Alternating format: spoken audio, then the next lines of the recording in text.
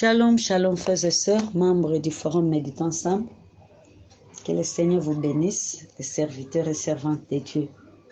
La méditation de ce dimanche 17 mars 2024 se trouve dans le livre de Jean 17, 1 à 13, avec 3 questions. Question 1, 2 et 7. Question 1 qui dit de quoi ou de qui parle ces versets. Question 2 qui dit quelle vérité, plutôt, ce passage m'apprend quelque chose sur Dieu, le Père, le Fils et le Saint-Esprit. Et question 7 qui dit, quelle vérité Dieu me révèle-t-il?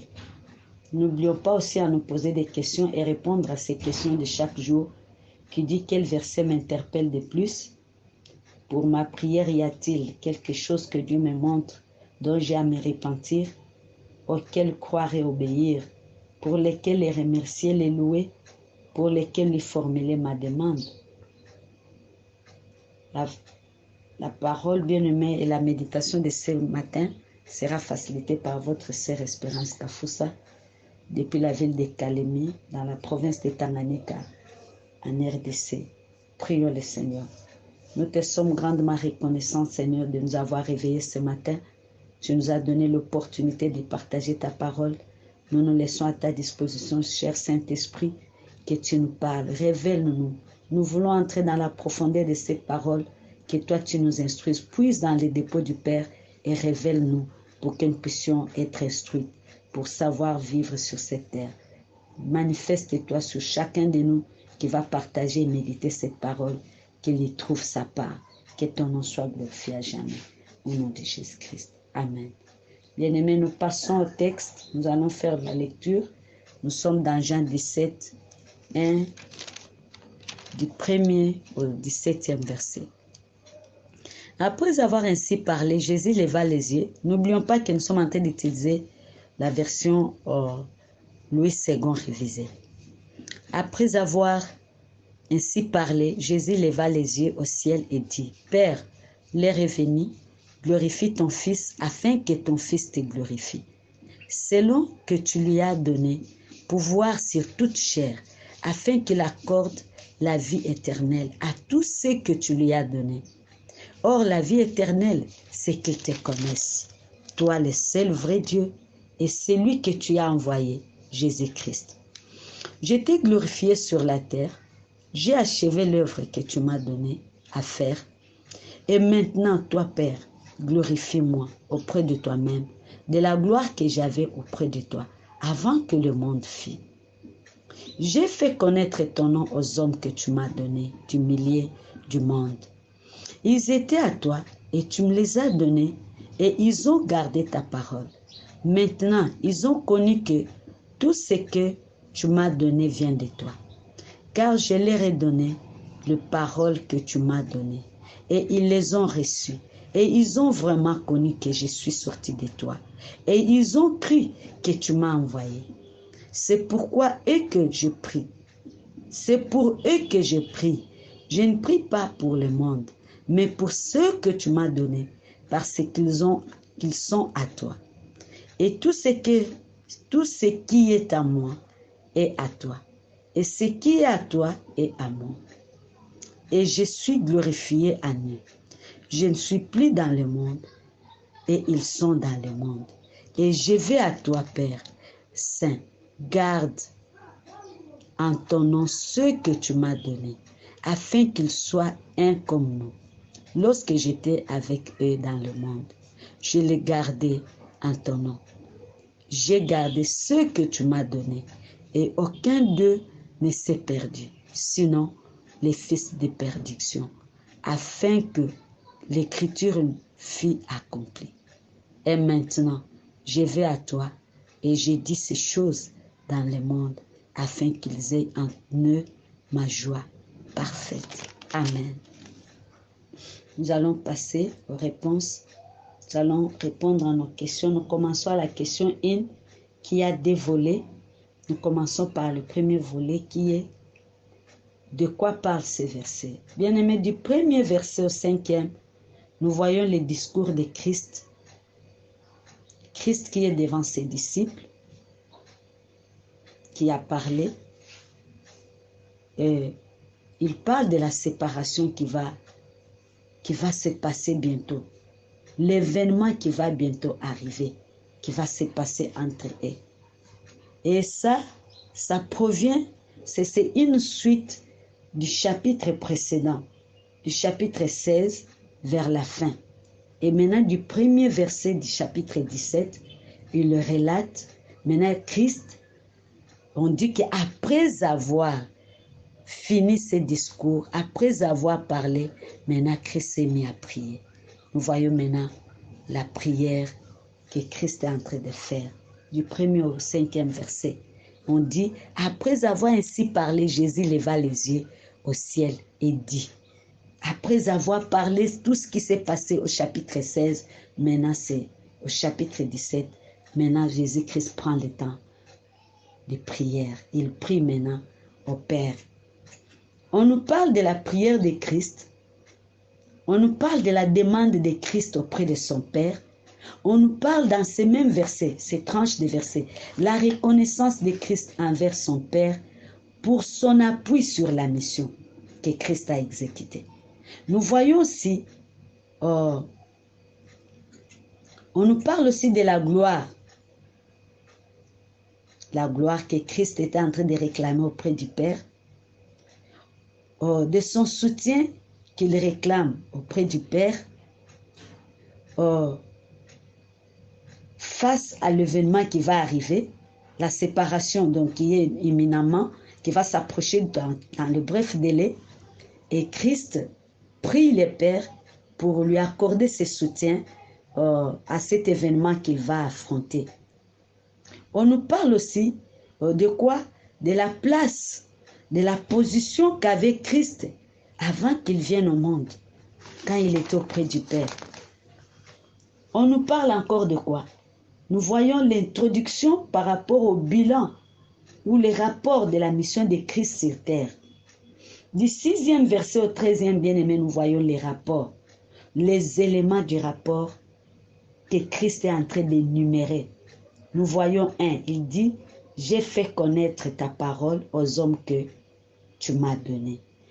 Il donne les rapports à son Père, il parle que Dieu, qu'il voit qu'il a fait connaître le nom de Dieu aux hommes que Dieu lui avait confiés. On nous parle encore de la vie éternelle que Christ a donnée aux hommes que Dieu lui avait confiés. On nous parle encore de quoi? Les hommes que Dieu lui avait Dieu lui avait confiés, il parle à son Père qu'ils ont compris. Ils ont compris que après avoir les enseigné, ces hommes ont compris que Christ était venu du Père. Il les a enseigné la parole de Dieu. Quoi encore? Il parle à son Père en disant que les disciples maintenant savent que Christ était venu de Dieu. On nous parle encore de quoi?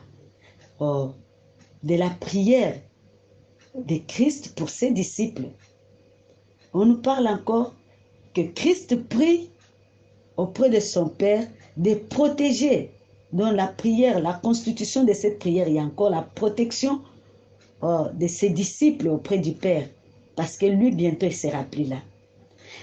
La prière ici, encore de quoi? Il y a l'unité. Christ prie. Il fait la demande de l'unité pour ses disciples, comme lui est un avec son Père. Il prie encore pour la sécurité et la protection de ses disciples auprès du Père. Il prie encore pour la joie de ses disciples. Il demande encore que le temps que les disciples vont rester dans le monde, que le Seigneur assure leur protection et leur sécurité. Ça, c'est de quoi, du 1er au 13e verset, on nous parle de tous ces éléments que je viens d'énumérer. Maintenant, de qui? Bien aimé, du 1er au 13e, nous voyons Jésus-Christ qui est en train de prier. On nous parle de qui? De Jésus-Christ. On nous parle de qui? Du Père, le Dieu le Père. On nous parle de qui? Des hommes qui sont les disciples. Christ est en train de dire à son Père, les hommes que tu m'as donnés. les hommes que tu m'as confiés. Ça, ce sont ses disciples en quelque sorte, ceux par lesquels Christ a annoncé la connaissance de Dieu, l'évangile de Dieu et la connaissance et la vie à qui il a transmis la vie éternelle. Ce sont ces hommes-là que Christ est en train de parler auprès de son Père, de qui on nous parle du Fils de la perdition. Le nom ici n'est pas énuméré, mais tous nous connaissons ces fils de perdition. Il s'appelle Judas Iscariote. Tous nous les connaissons. Nous passons à la question D. Est-ce que ce passage m'apprend quelque chose sur Dieu le Père? Oui. Bien-aimé, le verset 1 dit ceci. Après avoir ainsi parlé, Jésus leva les yeux au ciel et dit, Père. Bien-aimé, le Père ici, c'est Dieu le Père. Et quelque chose sur Dieu le Père, c'est quoi? Christ est en train de s'adresser à son Père. Il prie auprès de son Père. Il fait une prière. Et cette prière contient beaucoup d'éléments. Il fait une demande auprès du Père de le glorifier. Et dans cette prière, il demande que le Père céleste le glorifie. Il prie encore en disant à son Père que le Père puisse reconnaître et que plutôt que les hommes reconnaissent que le Père lui avait envoyé, que Dieu lui avait confié les hommes. Donc il est en train de parler à son Père que les hommes que tu m'avais confiés, donc maintenant je les ai fait connaître ta parole. Oh, il parle au Père encore que le Père lui avait confié le pouvoir sur toute chair. Voilà. Bien-aimé, Christ relate et manifeste à tout le monde. Aujourd'hui, nous connaissons que le pouvoir que Christ avait, que le pouvoir que Christ a, lui a été confié par le Père sur toute chair. Et il prie à son Père d'accorder la vie éternelle à ceux que le Père lui avait confiés. Waouh! Et dans cette prière, nous voyons, il relate encore auprès du Père que les gens que le Père lui avait confiés, il les a fait connaître sa parole. Dans toute cette prière, Christ l'adresse à son Père. Et il parle aussi qu'il n'y a que Dieu le seul, le vrai Dieu, à qui Christ est en train de faire les rapports. Il s'adresse à son Dieu qui est le Père céleste, qui est son Père.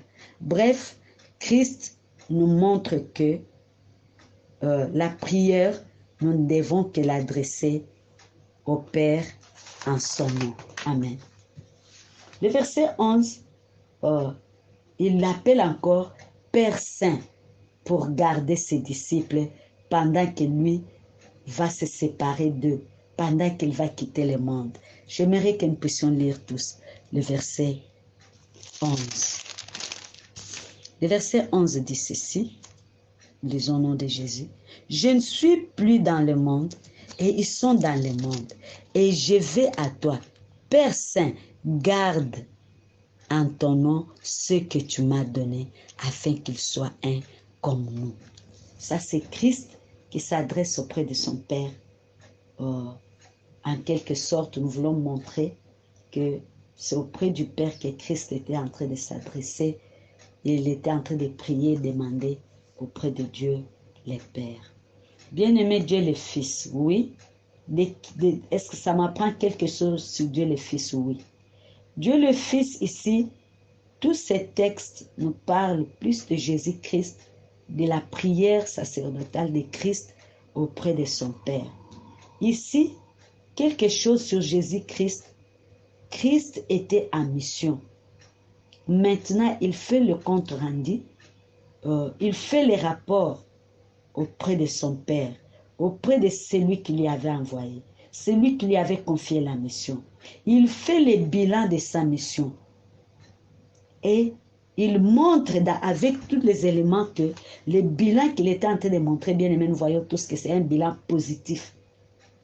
Du verset 6, il dit, j'ai fait connaître les noms, donc le nom de Dieu aux hommes que Dieu lui avait confiés. Et ils ont gardé ta parole. Au verset 7, ils savent maintenant l'origine de Christ est la source de tout ce qu'ils ont vécu avec lui. Et il démontre encore qu'il leur a donné le parole que le Père lui avait confiée. Il nous rassure encore ici, il dit encore, il est rassuré qu'ils connaissent, que maintenant ils connaissent vraiment que Christ est venu du Père. Il n'est pas sorti de nulle part, il est venu du Père. Il a été envoyé par le Père.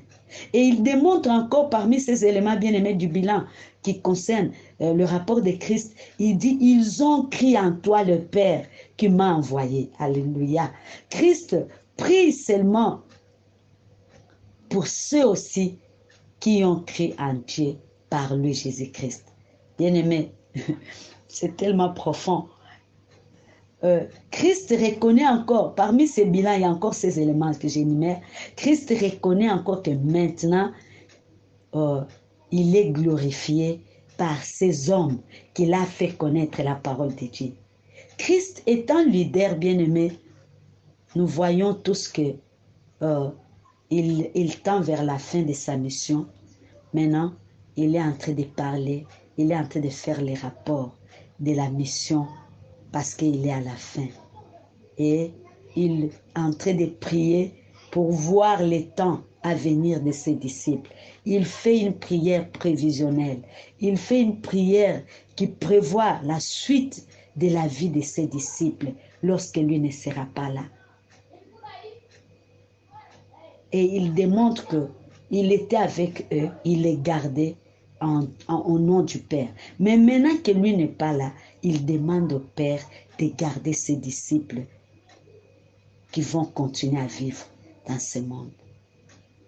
Quelle richesse, quelle grâce, bien-aimé, d'être disciple de Christ, d'être bénéficiaire de cette prière, de vivre sous la couverture de cette prière. Que le Seigneur soit loué. Est-ce que ces passages m'apprennent quelque chose sur le Saint-Esprit? Oui. Bien-aimés, lorsque nous prions Dieu, nous ne le voyons pas avec nos yeux humains. Notre Dieu n'est pas physique comme nous le pensons, comme les uns le pensent. Notre Dieu est spirituel. Et lorsque nous nous approchons à lui, nous venons spirituellement dans sa présence. Et lorsque nous le parlons par la foi qui est à nous, qui nous connecte par le Saint-Esprit. Donc, quand on parle à Dieu, nous savons tous que c'est par l'Esprit que nous entrons en contact avec lui, parce que notre Dieu n'est pas un Dieu physique, mais c'est un Dieu spirituel. Donc, pour dire que cette prière, pour toi, n'aura que des faits lorsque tu crois en Jésus-Christ et que le Saint-Esprit viendra habiter en toi, te connectera aux effets de cette prière. Que le Seigneur soit loué. Merci beaucoup. Bien-aimés, nous voyons Christ dans ce texte qui a fait une prière prévisionnelle, étant leader, et le prie aussi pour l'unité de ses disciples. Vraiment, c'est un esprit que nous pouvons être unis, comme nous chantons. Tous unis en esprit, tous unis en Jésus. C'est un esprit que nous pouvons être unis. Parce que si c'est en physique, ce n'est pas possible. Chacun est différent physiquement, mais spirituellement, en Jésus-Christ, nous sommes un. Parce que nous faisons partie du corps de Christ. Il y a les uns sont les cheveux, les uns sont les doigts, les autres sont les pieds, les yeux. Et dans tout ça, tous en esprit, nous sommes les membres du corps de Christ. Voilà ce que je pouvais dire pour le Saint-Esprit. Nous passons à la question 7, qui est la dernière question. Est-ce qu'il y a, dans ces passages, il y a quelle vérité Dieu me révèle? Bien aimé, il y a plusieurs vérités, comme je venais de dire tout haut là. Nous savons tous que Christ, c'est un modèle pour nous tous. C'est un leader qui a conduit son équipe sur terre jusqu'au bon port, jusqu'au jour de l'enlèvement. La vérité est que, bien aimé, Christ est le maître. Il est le leader de ses disciples. Il prend la casquette du leader et il prend le temps, parce qu'il voit que l'heure est à la fin. Il prend maintenant le temps pour prier pour ses disciples. La première vérité est que, après avoir dit ces choses comme on nous a relaté dans 16, maintenant, étant leader, il prend le temps maintenant de faire le bilan à son Père. Il fait une longue prière qui englobe plusieurs choses et qui a plusieurs formes. Cette prière a la forme de rapport, forme de bilan, d'évaluation, une prière très profonde qui relate tous les éléments qui constituaient ses objectifs sur la terre. Faire connaître la parole de Dieu, donner la vie éternelle, glorifier, faire connaître le Père, et qu'il soit vraiment plusieurs formes. Je sais que les hommes de Dieu ici savent et nous donneront davantage, vous serviteurs et servantes de Dieu, de plusieurs formes qui englobent cette prière sacerdotale. Je sais que nous n'avons pris que la première partie et la suite aussi, ceux qui viendront après nous sauront continuer selon le Saint-Esprit les révélera. Il parle à son Père du premier au deuxième verset. Christ parle au Père. Il dit ceci. Après avoir ainsi parlé, Jésus leva les yeux au ciel et dit, Père, l'heure est venue. Bien-aimé, il voit la fin de la mission. Il parle au Père. Bien-aimé, je disais, Christ maintenant fait le rapport. Il parle au Père.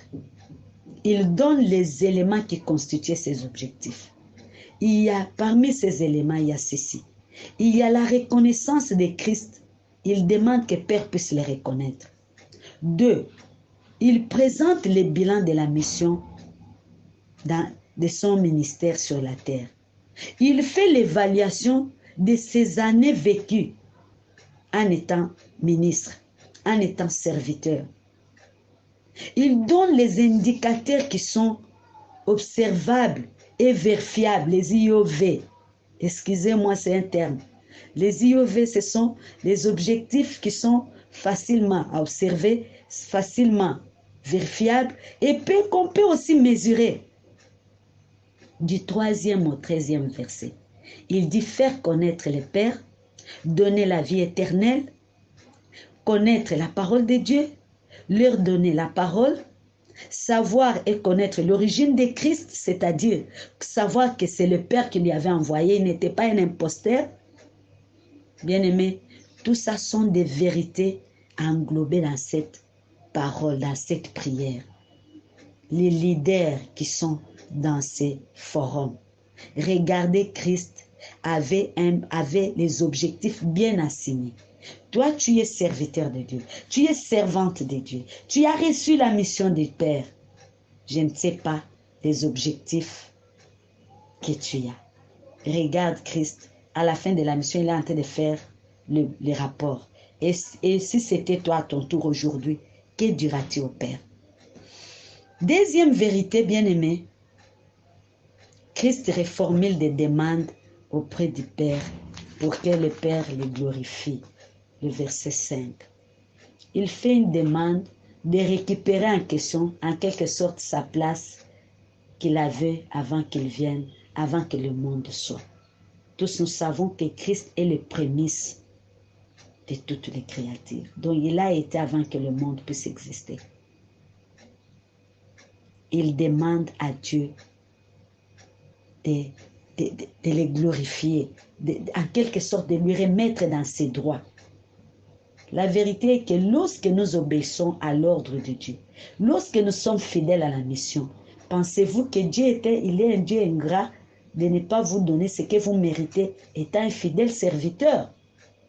Si les employeurs de ce monde savent des fois, ceux qui sont honnêtes, honorer leurs serviteurs, et le Père qui est dans les ciels, ne va-t-il pas vous honorer comme il a honoré Christ? Christ a fait une demande et il en a reçu parce qu'il était fidèle à sa mission.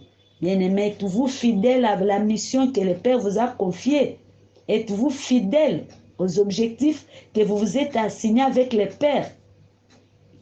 Une autre vérité fait encore une demande au Père de garder ses disciples pendant que lui ne sera plus là. Bien-aimés, s'il nous plaît, nous sommes bénéficiaires de cette prière. Toi qui annonces l'évangile, n'aie pas peur, parce que lui-même a déjà prévu ta sécurité. Fais confiance à Dieu, prêche l'évangile, sois sincère et honnête, et le Seigneur te gardera dans son amour, parce que tu es l'ouvrier dans sa moisson. Une autre vérité, il demande l'unité. Bien-aimé, lui et le Père, tout son temps sur la terre, il était connecté au Père. Et il fait une demande auprès du Père de garder ses disciples, de garder son peuple, le peuple uni en lui.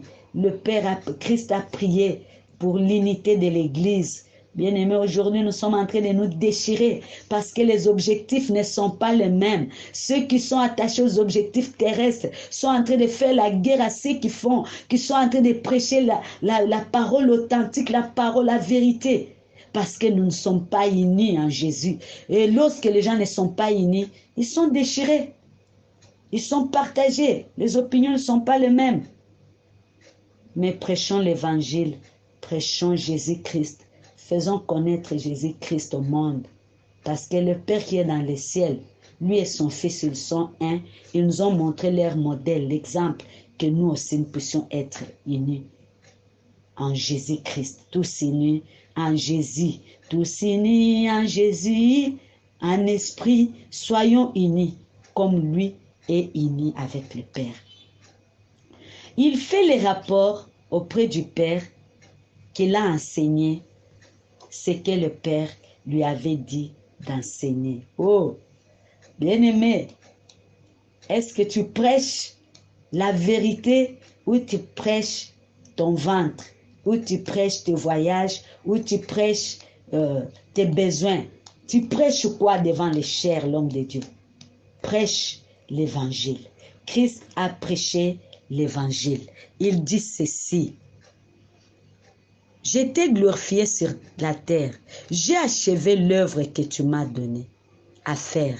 Et maintenant, Père, toi, Père, glorifie-moi auprès de toi-même, de la gloire que j'avais auprès de toi avant que le monde.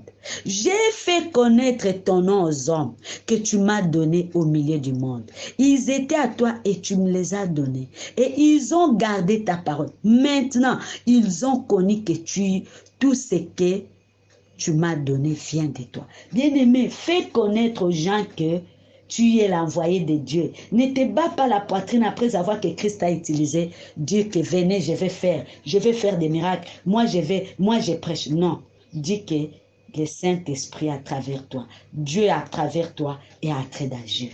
Fais ceci et le Seigneur se glorifiera. Bien-aimé, ce leader, ce bon maître, le modèle qu'il est, il prie pour la sécurité et la survie de ses disciples. Waouh! Bien-aimés, prions pour les brebis que le Seigneur nous a confiées. Prions, il dit, je les gardais en ton nom. J'ai gardé ce que tu m'as donné et aucun d'eux ne s'est perdu.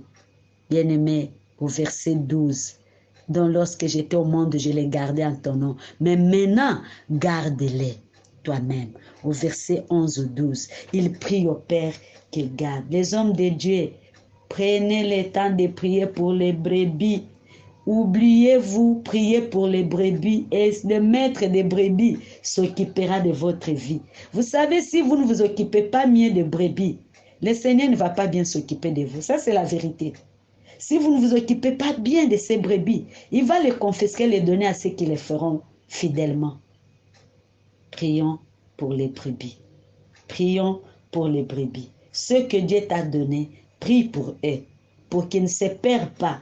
Et lui, il fait le bilan, il fait l'évaluation, il dit qu'il n'en a perdu qu'un qui était, pour que la parole, la promesse s'accomplisse. Ce n'est pas que c'était dans sa volonté que Judas se perd, mais c'est dit à ses faiblesses. Il a cédé à ses comportements. Nous l'avions déjà dit précédemment. Nous l'avions parlé en long et en large, les hommes de Dieu. Et l'apôtre a donné même en profondeur ces choses. Quand nous avons dit que le mot de passe, Judas lui-même avait donné le mot de passe et le diable s'est connecté à ces mots et c'était parti. C'est comme ça qu'il s'est perdu. Bien-aimés, prions pour les âmes. Ils ont besoin de connaître la parole de Dieu pour qu'ils ne se perdent pas. Pour qu'ils ne se perdent pas, prions pour eux. Bien-aimés, j'aimerais nous poser une question. Je nous pose une question dans ce forum. Maintenant, nous connaissons les cahiers de charges de Jésus. Nous connaissons les tâches de Jésus. Il avait dit avant qu'il commence à prêcher que l'Esprit de Dieu m'a oint pour annoncer l'évangile, tous ces versets-là. Et maintenant ici, il fait l'évaluation moyennant ces tâches. Maintenant, je nous pose la question, aujourd'hui, vous et moi, notre cahier de charges, si on nous demandait de faire le bilan, de faire l'évaluation, de donner le rapport, que contiendrait notre rapport? Serviteur de Dieu, vous avez la responsabilité. Vous avez les hommes que Dieu a mis à vos charges. Servantes de Dieu. Nous avons les hommes et les femmes que Dieu nous a confiés. Les gens que Dieu nous a donnés. Pour que nous puissions les aider à connaître Dieu, à comprendre la parole de Dieu. Est-ce que nous nous préoccupons de leurs soucis? J'ai vu un homme de Dieu. Les gens parlaient de cet homme de Dieu. Combien il devenait de plus en plus riche. Des maisons, il s'achetait des maisons, je vous assure. Il s'achète des maisons, des parcelles dans la ville. Bien-aimé, cet homme de Dieu, il s'enrichissait. Quand il passe à la chair, il parle, et les gens apportaient sans regarder. Mais si vous regardez les conditions de vie de ses membres, bien-aimé, il devenait de plus en plus pauvre. Je me demande, est-ce que vraiment ils donnaient à Dieu? Ces gens donnent à Dieu. Ils donnent pour la gloire de Dieu. Je ne sais pas. Je ne sais pas l'homme de Dieu, servante de Dieu qui est dans ce forum. Lorsque tu te mets devant pour prêcher Jésus, est-ce que tu prêches Jésus ou tu prêches tes besoins, tes voyages, tu cherches les billets, les visas? Que le Seigneur nous aide. Ça me fait tellement mal de voir que cet homme de Dieu-là, les gens maintenant commencent à dire, mais comment peut-on expliquer que le pasteur devient de plus en plus riche et que le membre s'appauvrisse? Il ne se rend même pas compte, même d'autres membres, comment ils souffrent, ces membres, comment ils traversent des moments difficiles. Ne soyons pas comme ça. Ça, ce n'est pas un modèle. Christ, il était le vrai modèle et il est le seul, le vrai modèle que nous devons copier et suivre. Bien-aimés, c'est la vérité. Ne soyons pas ceux qui prêchent nos besoins, mais préoccupons-nous de la foi des hommes. Préoccupons-nous aux foi, à la connaissance de la parole de Dieu, des gens que nous enseignons, des gens que nous conduisons, des gens qui sont à notre responsabilité. Comme Christ l'avait fait. Il a dit au Père, je les ai enseignés, je les ai... Et depuis que Christ est parti, parmi ses disciples, à part Judas qui est allé avant Christ, parce qu'il est mort avant Christ, bien aimé, aucun d'eux ne s'est perdu. Aucun d'eux. Tous sont morts dans la foi. Bien aimé, si Christ venait aujourd'hui te demander le bilan, je sais que tu n'as pas le terme foi, mais nous sommes appelés à travailler sur la foi des hommes et des femmes qui sont à notre responsabilité. Est-ce que nous les enseignons réellement, correctement la parole de Dieu? Ne les enseignons pas le voyage, ne les enseignons pas seulement la bénédiction, mais enseignons-les aussi qu'ils sachent qu'ils doivent connaître Dieu et être sauvés. Ils doivent accepter Jésus et être sauvés. Que le Seigneur soit loué. Quelle vérité me préoccupe, bien-aimé, me touche le plus? C'est le verset 9. J'aimerais lire. C'est pour eux que je prie. Je ne prie pas pour le monde, mais pour ceux que tu m'as donnés, parce qu'ils sont à toi. Bien-aimé, est-ce que tu sais que Christ a prié pour toi? Christ a prié pour moi. Christ a prié pour notre vie, parce qu'aujourd'hui, nous croyons en Jésus-Christ. Est-ce que tu sais que tu appartiens à Dieu? Ta vie est entre les mains de Dieu. Toi qui as cru en Jésus-Christ, gloire à Dieu. Sache-le aujourd'hui que tu appartiens à Dieu et tu es sous la garde du Tout-Puissant. Ta vie est entre les mains de Jésus. Ta vie est entre les mains du Père. Garde-les. Je les gardais en ton nom. Maintenant, ils restent dans le monde. Garde-les en ton nom. Garde-les toi-même. Est-ce que tu sais que le Seigneur veille sur toi? Abandonne-toi entre les mains de Dieu. Sache que tu es sous la sécurité divine. N'aie pas peur. Car le Seigneur est à côté et avec ceux qui les servent avec fidélité, avec sincérité. Ceux qui sont en train de faire connaître le Père, Jésus-Christ aux hommes sincèrement, sachez-le aujourd'hui que vous êtes sous la garde du Tout-Puissant. Et ça, c'est la prière de Christ.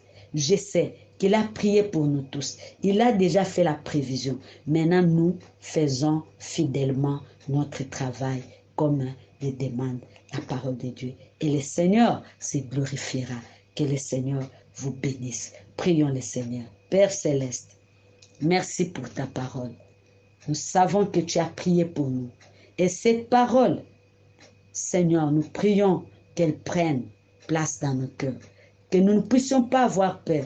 Que tu travailles sur chaque serviteur, chaque servante, pour que nous puissions savoir, pour que nous puissions comprendre que tu as prié pour nous. Nous ne pouvons pas avoir peur, mais nous devons faire sincèrement et fidèlement notre travail, parce que toi, tu es avec nous et tu nous prends en charge, tu nous défends. Merci pour ta parole. Merci Seigneur d'avoir parlé à un homme de Dieu, à une servante de Dieu dans ce forum, de prendre au sérieux la mission que tu nous as confiée. Que nous puissions tous et chacun de nous marcher dans l'obéissance de ta parole, faire connaître et atteindre les objectifs que tu nous as assignés. Yahweh. Que la gloire te revienne. Bénis ta parole. Bénis ta parole. Bénis le cœur qui va écouter cette parole. Et ceux qui vont commenter, qui vont ajouter encore dans la profondeur, que tu les bénisses. Que ton nom soit loué à jamais. Au nom puissant de Jésus-Christ, nous avons ainsi prié, nous disons Amen. Que le Seigneur vous bénisse.